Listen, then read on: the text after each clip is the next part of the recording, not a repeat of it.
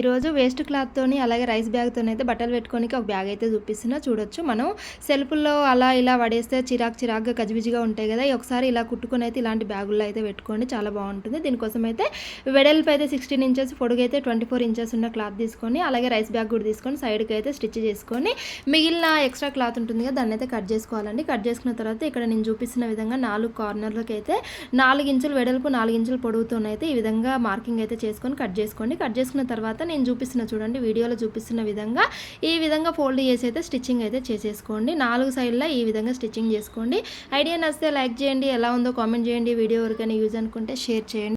ఇలా అయితే 4 కార్నర్లు అయితే జాయిన్ చేసుకొని అయితే కుట్టు వేసుకోవాలండి. ఈ విధంగా కుట్టేసుకుంటే మనకు నీట్గా ఉంటుంది.